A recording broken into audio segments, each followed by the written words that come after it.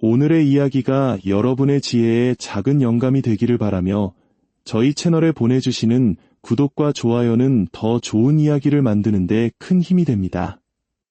여러분의 앞날에 늘 행운이 가득하기를 기원합니다. 서울, 1,000만 시민의 도시. 누군가에게는 기회의 땅이지만 우리 대부분에게는 높은 벽으로 느껴지는 곳입니다. 특히 부동산 시장의 냉혹한 현실 앞에서 평범한 우리가 설 자리는 점점 좁아지고 있죠. 하지만 모두가 외면하는 곳에 길이 있고 낡고 초라한 모습 뒤에 진짜 가치가 숨겨져 있는 법입니다. 오늘 우리는 서울의 심장부, 동작구의 한 골목에 숨어있는 작은 건물을 통해 그 비밀을 파헤쳐보려 합니다. 언뜻 보면 수십 년의 세월을 그대로 맞은 듯 낡고 허름한 1층 상가 건물. 대부분의 사람들은 그저 무심코 지나쳐버릴 바로 그곳입니다. 그러나 기회는 바로 그렇게 모두가 지나치는 곳에서 시작됩니다. 이 낡은 건물에는 현재 서울의 부동산 시장을 꿰뚫는 3가지 강력한 비밀이 숨겨져 있습니다. 첫째, 바로 대출입니다. 아시다시피 지금 서울은 전 지역이 규제 지역으로 묶여 무주택자조차 대출 한도가 40%에 불과하고 1주택자 이상은 사실상 대출의 길이 막혀버렸습니다. 하지만 이 건물은 근린생활시설이라는 마법 같은 용도 덕분에 이 모든 규제를 넘어설 수 있는 대출의 문이 열려 있습니다. 만약 이 땅 위에 낡은 단독주택이 있었다면 대출은 단 한 푼도 나오지 않았을 겁니다. 땅 위에 무엇이 있느냐에 따라 운명이 갈리는 것, 이것이 시장의 냉정한 현실이자 아는 자만이 잡을 수 있는 첫 번째 기회입니다. 둘째, 역설적이게도 이 건물의 낡고 초라한 외관 그 자체가 바로 강점입니다. 만약 이 건물이 번듯하고 깨끗한 신축 건물이었다면 어땠을까요? 모두가 탐내고 경쟁은 치열해져 경매 가격은 하늘 높은 줄 모르고 치솟았을 겁니다. 하지만 너무 낡고 볼품없어 보이는 바로 그 모습 때문에 사람들은 가치를 알아보지 못하고 외면합니다. 바로 그 지점에서 우리에게만 열리는 기회의 창이 생기는 것이죠. 만약 이 자리에 건물이 없이 땅만 있었다면 우리는 땅의 위치와 입지만으로 그 가치를 평가했을 겁니다.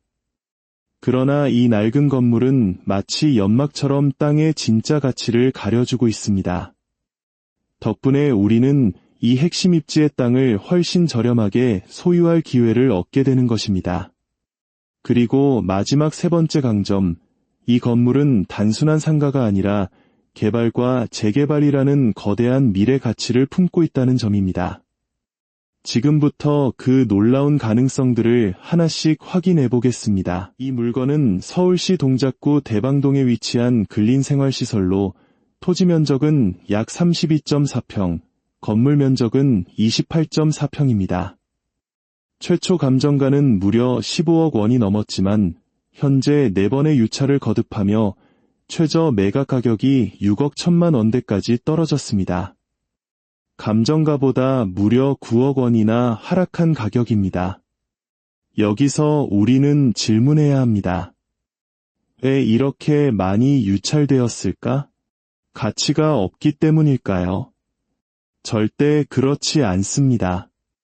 이 물건은 가치 평가가 쉬운 아파트가 아닙니다. 아파트는 몇 번의 전화만으로 시세 파악이 가능하기에 초보자들도 쉽게 접근하지만 이런 건물은 토지의 입지, 상가 수익성, 개발 가능성, 그리고 재개발 호재까지 모두 분석해야만 진짜 가치가 드러납니다. 이렇게 복합적인 가치를 한눈에 파악하기 어렵기에 여러 번 유찰되며 우리에게 기회를 준 것입니다. 그렇다면 이 땅이 품고 있는 첫 번째 가치, 바로 입지를 살펴보겠습니다. 이곳 대방동은 이름만 들어서는 감이 오지 않을 수 있습니다. 하지만 지도를 펼쳐보면 놀라운 사실을 발견하게 됩니다. 도보 10분 거리에 7호선과 신림선이 교차하는 더블 역세권, 보라매역이 있습니다.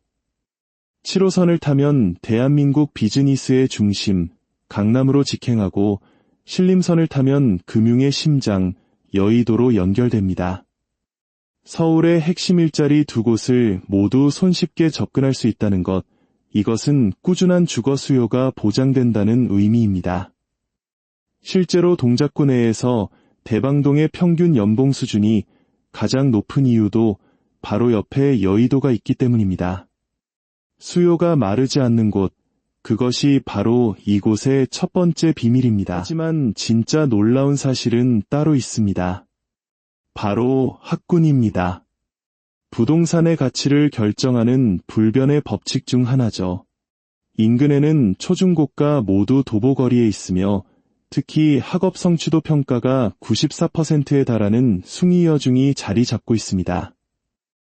이 94%라는 수치는 강남 서초의 명문 중학교와 어깨를 나란히 하는 수준입니다. 좋은 학군이 있다는 것은 단순히 아이들 교육에 좋다는 의미를 넘어섭니다.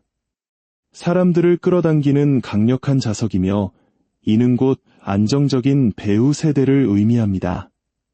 상권이 형성되고 건물의 가치가 올라가며 궁극적으로 재개발 시 사업성을 높이는 핵심 동력이 됩니다. 이처럼 훌륭한 입지와 학군은 이 낡은 건물이 단순한 건물이 아니라 미래를 담보하는 황금알을 낳는 거위임을 증명하고 있습니다. 이제 건물의 내부를 좀 더 들여다보겠습니다. 건축 물대장상 면적은 60제곱미터지만 실제 사용 면적은 94제곱미터입니다. 차이가 나는 만큼 허가받지 않은 불법 건축물이 존재한다는 뜻입니다.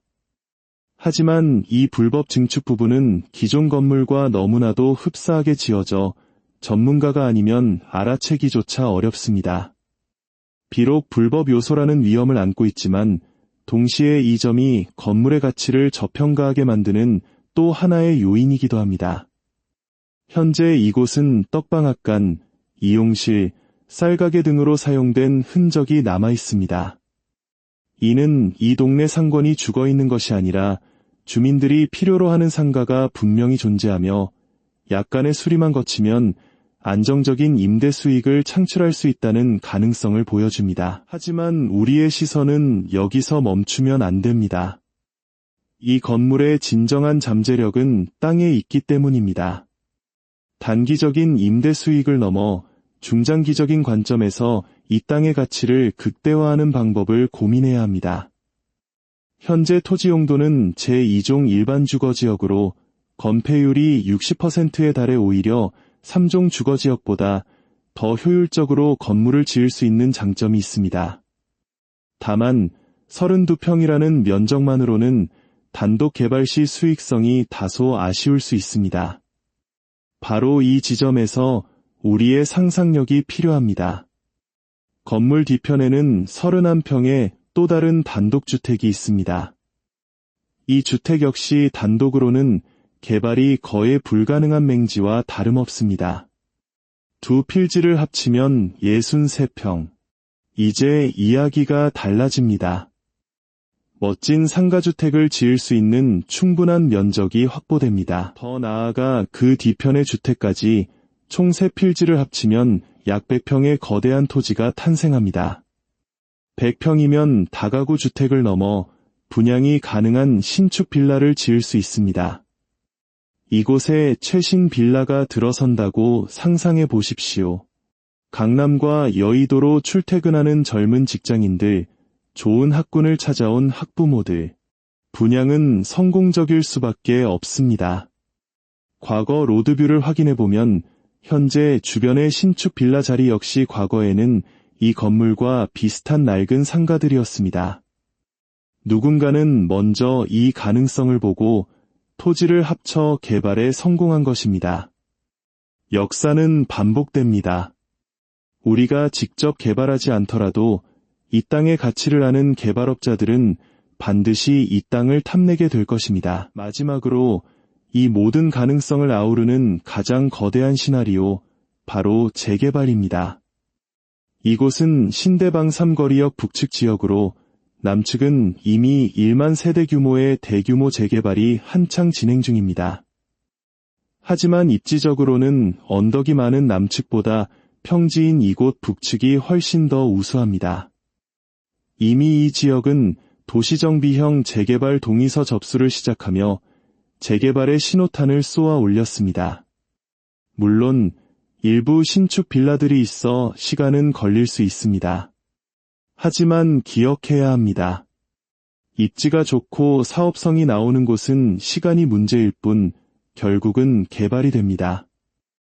바로 옆은 뉴타운이 진행 중인 노량진과 신길동입니다. 이곳이 개발되는 것은 정해진 미래나 다름없습니다. 여기서 중요한 질문이 생깁니다. 이 건물은 주택이 아닌 상가인데 재개발 시 아파트 입주권을 받을 수 있을까요? 정답은 그렇다입니다. 현행법상 토지 면적이 90제곱미터 이상인 근린생활시설은 아파트 입주권을 받을 수 있습니다. 이 건물의 토지 면적은 약 108제곱미터. 입주권은 자연스럽게 따라옵니다. 상상해 보십시오. 6억 원대의 낙찰받은 낡은 상가가 훗날 서울 핵심지에 위치한 신축 아파트로 변모하는 모습을 말입니다. 이것이 바로 우리가 이 낡은 건물에서 발견해야 할 궁극의 가치입니다. 그렇다면 현재 시세는 어떨까요?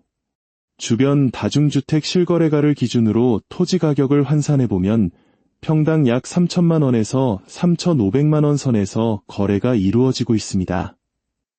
오늘 물건의 토지 32평을 보수적으로 평당 3천만 원으로만 계산해도 약 9억 6천만 원의 가치가 나옵니다. 그런데 현재 최저가는 6억 1,700만 원, 평당 1,900만 원 수준에 불과합니다. 시작부터 3억 원 이상의 안전마진을 확보하고 들어가는 셈입니다. 땅값은 계속해서 오를 것이기에 이 안전마진은 시간이 지날수록 더욱 커질 것입니다. 물론 마지막으로 확인해야 할 법적 위험 요소도 존재합니다. 등기부등본을 살펴보면 현재 임차인으로 등록된 사람이 이 경매 사건의 채무자이면서 동시에 바로 옆 건물, 1번 물건의 소유주인 복잡한 관계가 얽혀 있습니다. 소유자인 어머니의 건물에서 딸이 사업을 하다가 경매에 이르게 된 것으로 추정됩니다. 만약 이들 사이에 정상적인 임대차 계약이 존재했다면 우리가 알지 못하는 보증금을 인수해야 할 가능성도 배제할 수 없습니다. 이는 입찰 전 반드시 소유주와 임차인을 만나 사실관계를 명확히 확인해야 할 부분입니다. 하지만 현장의 정황상 실제 보증금이 오간 임대차 관계일 확률은 매우 낮아 보입니다. 그럼에도 불구하고 2%의 위험까지도 철저히 확인하는 것이 현명한 투자자의 자세일 것입니다. 이야기를 마무리하겠습니다. 오늘 우리가 살펴본 서울 대방동의 낡은 건물. 너무 오래되고 볼품없어 모두가 외면하고 지나치는 곳이었습니다. 하지만 그 속에서 우리는 서울 핵심 입지의 땅을 소유할 기회를, 규제 속에서도 대출이 가능한 활로를, 월세 수익과 개발, 그리고 재개발이라는 눈부신 미래 가치까지 발견했습니다. 남들이 지나치는 곳에 기회가 있습니다. 저렴하게 살 수 있다는 것은 하방은 굳게 닫혀 있고 상방은 활짝 열려 있다는 의미입니다. 가치는 발견하는 자의 몫입니다. 여러분의 눈에는 지금 이 낡은 건물이 무엇으로 보이십니까?